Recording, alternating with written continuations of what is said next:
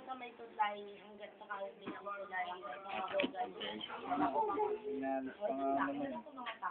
Ito ang Team 3-6 at ito ang leader nila. Yan po, leader nila.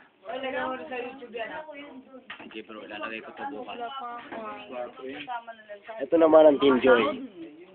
Yan si Joy. Saddam.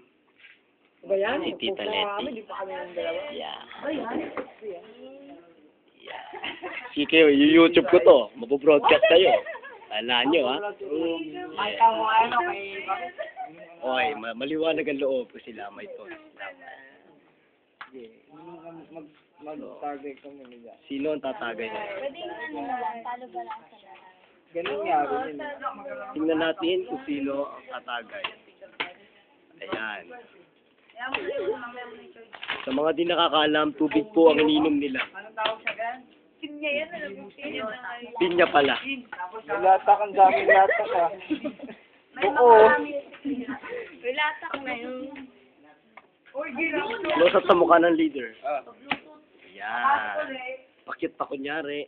Medyo mataray ng konti. At sa inaantok. Antok eh. Diba? Antok ba siya? Sa mahogan nilang team. At sa nakabusangot na natalo, na ayaw magpakita ng mukha. Tinatanggap. Banda sa tulay. At sa nakicharge. Sa baba ng tulay, di ba kayo nag-lang? Pareho lang yata tayo ng selection eh. Mamaya na, baka pareho lang tayo. At yan ang kwento ng Lamayan. Wow. Ay,